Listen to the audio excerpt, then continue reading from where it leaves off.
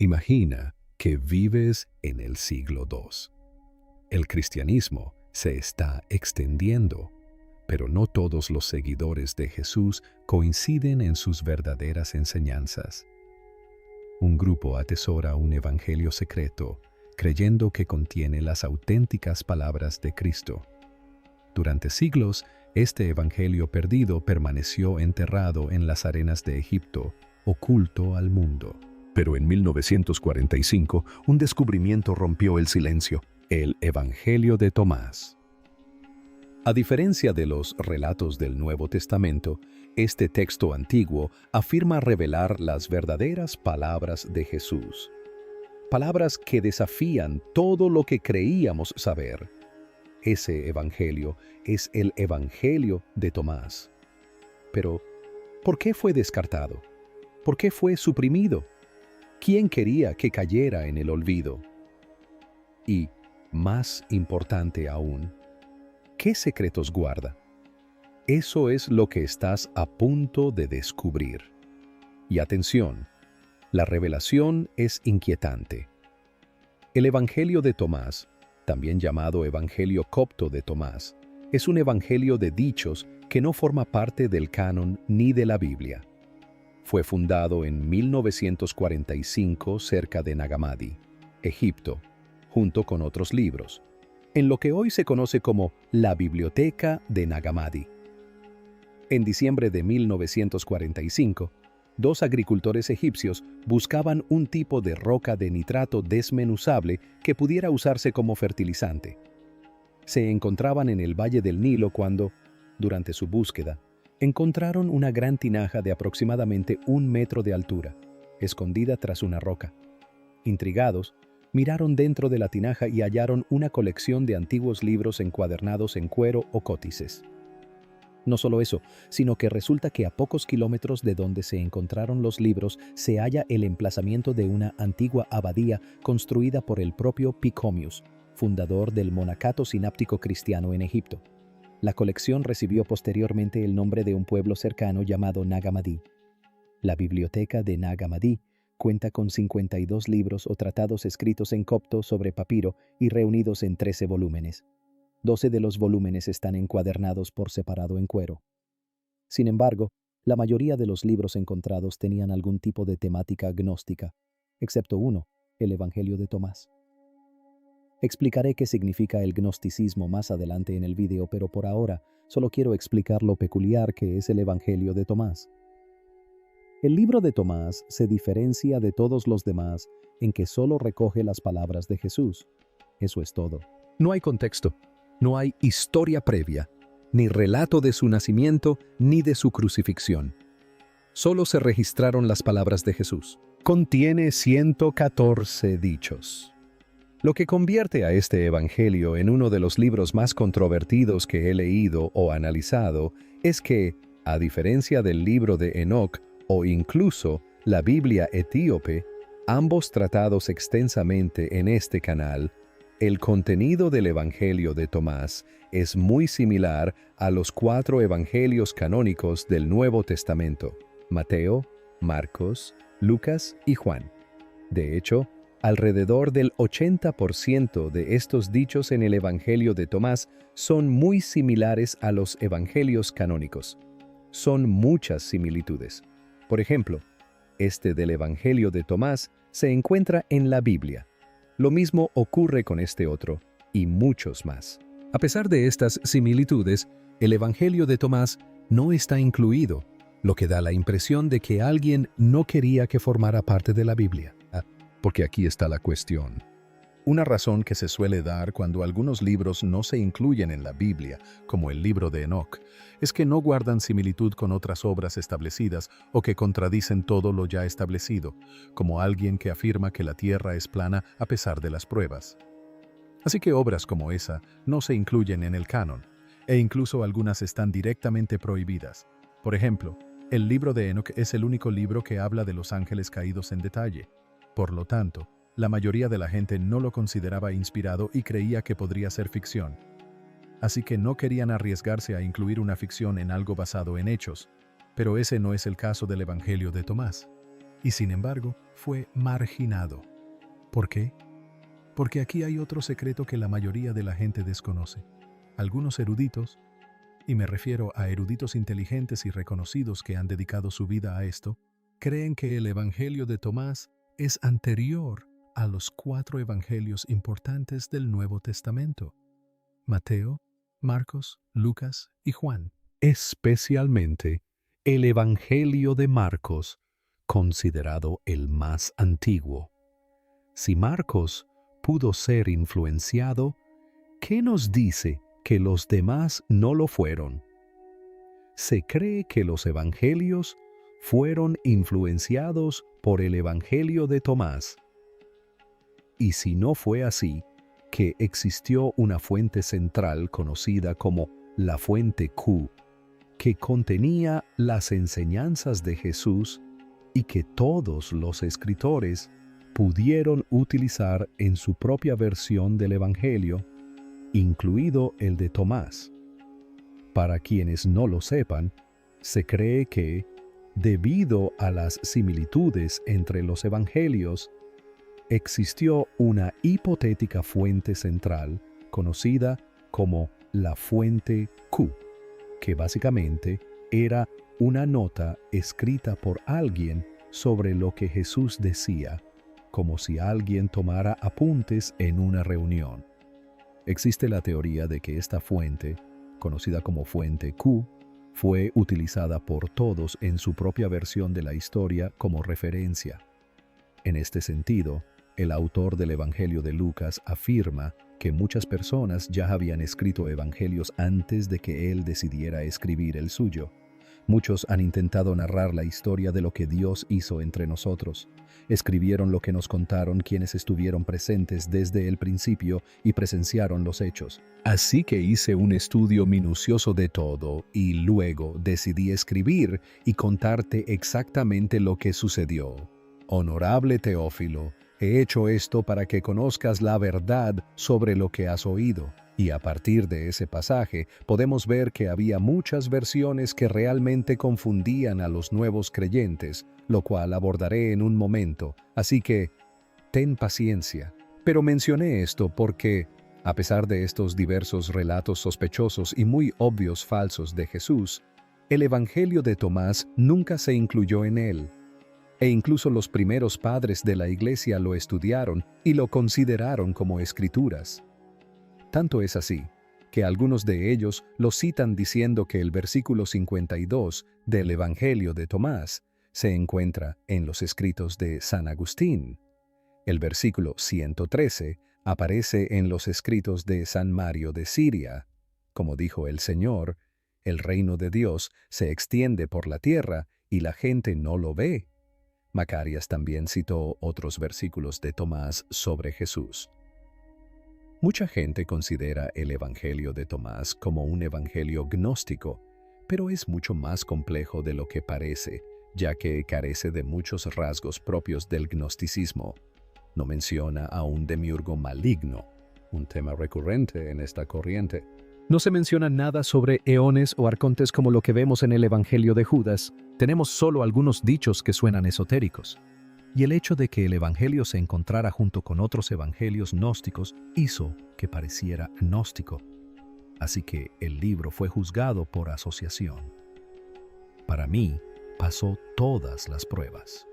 Por lo tanto, el hecho de que el libro no se incluyera, o al menos se mencionara como una lectura adicional, hace que parezca que algo estaba sucediendo activamente tras bambalinas para ocultarlo. Porque la verdad es que no se sabía todo sobre Jesús o el Antiguo Testamento. Pero aquí está la cuestión. Había libros listados para que leyeras más a fondo para ampliar tu conocimiento o para darte una visión completa de todo. La Biblia misma hace referencia a varios libros, tanto canónicos como no canónicos, incluyendo el libro de Jacer, el libro de las guerras del Señor e incluso el libro del profeta Natán. Aunque no se incluyeron en la Biblia, su existencia nunca estuvo en duda. Se permitía leer y estudiar estos libros para comprender mejor aquella época y obtener una visión general. Pero con el Evangelio de Tomás no ocurrió lo mismo. Fue rechazado rotundamente, y hay una buena razón para ello. Una vez más, a diferencia del libro de Enoc, donde la mayoría de la gente desconoce que no fue escrito por el propio Enoc, todos saben que el libro de Tomás no fue escrito por el discípulo de Jesús, cuyo nombre también es Tomás. El autor del libro es, o bien Ditimos Judas Tomás, o un autor desconocido. En cualquier caso, todos coincidimos en que el libro fue escrito entre 50 y 100 años después de la muerte de Tomás. Y, por increíble que parezca, eso no es lo que desacredita el libro. Ahora bien, aquí es donde la cosa se pone aún más interesante. Verán, dije que el Evangelio de Tomás está en sintonía en un 80% con el otro Evangelio, pero aún queda un 20%. Y aquí es donde surge el problema, que voy a explicar ahora, y por el que la mayoría de la gente no cree en él. Verán, en el libro había muchas inconsistencias. Aunque el 80% era similar al Evangelio canónico, el 20% no lo era. Y no se trataba de buscar fallos en el vaso. No, no es eso. Aunque el 20% era original, es decir, no se encuentra en ningún otro lugar, es lo que dice, lo que lo desmorona todo. Es como construir una casa con todas las comodidades, una casa inteligente y demás, pero con cimientos débiles. Así que, da igual que tu casa tenga la última tecnología. Si los cimientos son débiles, todo se derrumbará. Y eso es lo que pasó con el Evangelio de Tomás. En él, a Tomás se le otorga un papel importante, algo que, según los 4 evangelios, no ocurrió. Pero estoy dispuesto a pasarlo por alto porque incluso dentro de los 4 evangelios había algunas historias que no coincidían al 100%. Algunos autores explicaron más, otros menos, y algunos aclararon malentendidos. El libro de Juan ni siquiera menciona el nacimiento de Jesús. Y algunos escritores incluso delataron, o mejor dicho, traicionaron a sus amigos, como Juan delató a Pedro. Así que podría argumentar que esto es una representación de Tomás, pero otras cosas simplemente no encajaban. Jesús nunca discriminó. Por eso la gente se sentía atraída por él. Porque mientras que los predicadores y maestros de la época daban un trato preferencial a los ricos y sanos, Jesús acogía a todos. Podías tener una enfermedad terrible y él te tocaba, lo que, por supuesto, enfurecía a los líderes de la época, pero entiendes a lo que me refiero. Además, la falta de temas apocalípticos era motivo de preocupación. Incluso si el libro se atribuye únicamente a las palabras de Jesús, él predicó sobre el fin del mundo y sus creencias apocalípticas están registradas en los primeros documentos cristianos, como Marcos y las auténticas epístolas paulinas. Los primeros cristianos creían firmemente que Jesús regresaría pronto, y estas ideas se pueden encontrar en las primeras obras cristianas. Es decir, si ves a alguien morir y volver a la vida, o resucitar a los muertos, sin duda, si te dice que va a volver, le crees. Pero en el Evangelio de Tomás no hay temas sobre el fin del mundo. En cambio, va incluso más allá al decir que el reino de Dios ya está aquí para aquellos que entienden el mensaje secreto de Jesús. Esto contradice la explicación de Jesús sobre el rapto, hablando de 2 personas que trabajaban en una granja y una desaparecerá mientras que la otra permanecerá. Y el mensaje de Jesús nunca fue un secreto. Por eso tomó medidas adicionales para simplificar su predicación, de modo que incluso los analfabetos y los incultos pudieran entender lo que decía. Por eso siempre contaba historias. Mientras tanto, el Evangelio de Tomás habla del reino de Dios no como un lugar al que ir al cielo, sino como una forma de descubrir más sobre uno mismo. Otra cosa que el Evangelio. Según Tomás, Jesús se burlaba de quienes creían que el reino de Dios era un lugar real. Se hace mayor hincapié en el autoconocimiento que en el conocimiento de Dios. Se dice que prácticas espirituales como la oración y la generosidad son dañinas y pecaminosas. Encontrarás varios dichos que implican que Jesús es muy misterioso o incomprensible. Hay principios fundamentales que nunca han cambiado. Pero en el Evangelio de Tomás cambiaron drásticamente. Al sumar todo esto, se empieza a entender por qué se cree que el Evangelio de Tomás probablemente fue escrito por un gnóstico a principios del siglo II. Esto me lleva a la razón principal de su inclusión: el gnosticismo. El gnosticismo fue una doctrina que surgió del cristianismo en los siglos II y III, la cual sostenía que existía un conocimiento secreto sobre Jesús, Dios, la salvación y la realidad, que Jesús compartió solo con un grupo selecto de personas, incluido su discípulo Tomás.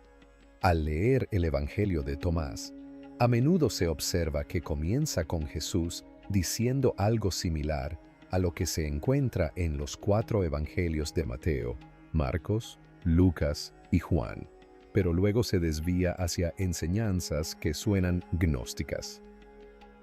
El texto atrae eficazmente a un cristiano desprevenido al tender un puente entre las enseñanzas conocidas de Jesús y el camino del gnosticismo. A mi parecer, el gnosticismo es una especie de mezcla entre el cristianismo y otras religiones. Lo más parecido que se me ocurre es el budismo o el platonismo. Muchas escuelas cristianas coincidían con las ideas y la visión del mundo de Platón. Según Platón, Dios o el bien supremo era perfecto y vivía fuera del universo material. Por ello, no habría creado un mundo imperfecto. Sugirió la existencia de un segundo poder, el demiurgo, creador de la materia, de la cual está hecho el mundo físico. Esta visión fue respaldada por la mayoría de las escuelas gnósticas, y este era el problema entonces. Verán, el problema radica en que, antes de que Constantino el Grande se convirtiera al cristianismo en el año 312 de Mesotete, no existía un poder central durante los primeros 300 años del cristianismo. En los grupos cristianos se enseñaban muchas ideas diferentes, y muchas de ellas eran erróneas. Esto es precisamente a lo que se refería Lucas al mencionar numerosos relatos escritos. Jesús no solo vino a predicar y salvar almas, Jesús rompió con el statu quo, cambió por completo la forma en que debíamos adorar a Dios. Mucha gente nunca había presenciado tal nivel de brillantez intelectual, pues Jesús era tan inteligente que siempre dejaba a la gente atónita. Así que todos escribían lo que pensaban o sentían. Algunas cosas podrían ser ciertas, otras podrían ser ciertas, pero adornadas.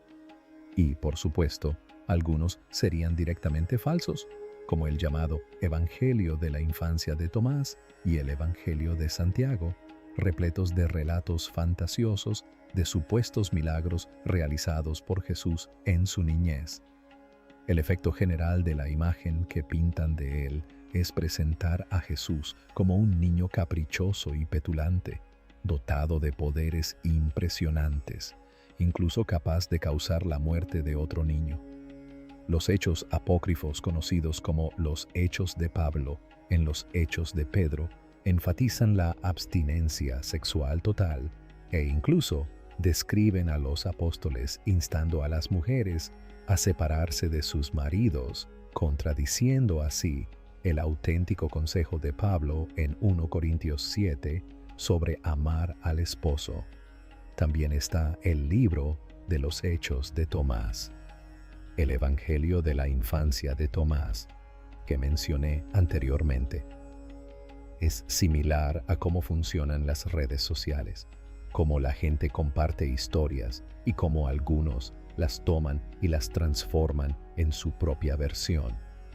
Básicamente, todos querían sentirse parte de lo que estaba de moda en ese momento, y el cristianismo era la última tendencia. En el siglo II después de Cristo, existían grupos de personas que, como cristianos gnósticos, afirmaban poseer un conocimiento secreto sobre el mundo, Cristo y el significado de su venida a la tierra para los cristianos. Dado que aún contenía temas cristianos, era difícil discernir si se trataba de verdad o no. Algunos creyentes cayeron en la trampa del gnosticismo, al igual que algunos supuestos pastores hoy en día incitan a la gente a dar todo lo que tienen.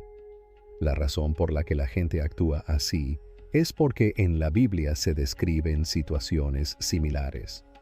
Y Dios siempre bendice a la persona más de lo que espera. Por lo tanto, es una verdad bien fundamentada. Pero estas personas distorsionan la verdad y la utilizan para obtener beneficios ilícitos. No fue hasta mediados del siglo II después de Cristo que un grupo de líderes cristianos conocidos como los padres de la Iglesia, Justino Mártir, Ireneo, Tertelio y otros, comenzaron a combatir estos temas gnósticos. Después de investigar este tema, empecé a comprender por qué se creó la Biblia. Digan lo que quieran sobre las conspiraciones de ciertos libros y demás, pero créanme, los primeros cristianos lo pasaron mucho peor tratando de discernir la mejor manera de servir a Dios, especialmente al tener que examinar materiales auténticos y materiales deliberadamente falsos. En tal sentido, los apócrifos representaron un problema tan grande durante el período de los discípulos que encontramos varias advertencias sobre una apostasía inminente que corrompería a la congregación cristiana. De hecho, esta apostasía ya había comenzado en el siglo I, pero los apóstoles contuvieron su propagación. Estos son algunos de los versículos bíblicos donde se pueden encontrar dichas advertencias. Estas advertencias arrojan luz sobre los escritos que comenzaron a surgir después de la muerte de los apóstoles, escritos que contradecían las enseñanzas de Jesús. Un ejemplo que describe esto a la perfección se encuentra en Hechos 19, 1, cuando los hijos de Saba intentaron expulsar demonios sin siquiera conocer a Jesús. Vieron a algunos apóstoles hacerlo y pensaron, si ellos pudieron hacerlo, ¿qué tan difícil puede ser? Por eso dijeron, salid en el nombre de ese mismo Jesús del que predica Pablo. Bueno, el demonio debió decir, disculpa, ¿quién demonios eres? Y les dio una paliza de muerte. Básicamente, todos querían sacar provecho de la nueva moda. Lo único importante de estos libros es que ofrecen una visión de la cultura, el gobierno y el sistema de creencias de ese período, igual que hacemos con los libros sobre la Primera o la Segunda Guerra Mundial. De hecho, la Segunda Guerra Mundial es la razón por la que tenemos a James Bond, y eso se debe a que fue una época de gran espionaje y de misiones suicidas peligrosas. Seguir esa línea de pensamiento también nos ayuda a comprender cómo fue la Segunda Guerra Mundial para todos. Pero afirmar que James Bond existe porque fue escrito durante la Segunda Guerra Mundial es donde radica el problema. Y eso es lo que la mayoría de la gente hace con los libros apócrifos. Es cierto que tales documentos pueden parecer antiguos y venerables para algunos eruditos e historiadores, pero ¿qué pasaría si los eruditos reunieran un montón de escritos dudosos impresos hoy, tal vez extraídos de revistas de chismes y publicaciones de sectas religiosas radicales, y luego los guardaran bajo llave? ¿Acaso el paso del tiempo convertiría esos escritos en veraces y fiables? Después de 1700 años, ¿se convertirían las mentiras y los disparates de esos papeles en verdad simplemente porque son muy antiguos? Por supuesto que no. Algunos de ustedes siempre hablan de conspiraciones. Leí los comentarios y no estoy de acuerdo. En muchos aspectos, la canonización del Nuevo Testamento fue un proceso orgánico que duró siglos antes de conformar lo que hoy conocemos como la Biblia. Y una de las razones es precisamente por cosas como esta. Créanme, el Evangelio de Tomás es más suave y mejor comparado con algunas de las atrocidades e indignantes que se atribuyen a Jesús o a sus discípulos. Además, incluso en aquella época, el Evangelio de Tomás no era tan popular como los 4 evangelios. Así que incluso en aquel entonces, la gente sabía que había que tomarlo con pinzas. Ciertos libros alcanzaron gran popularidad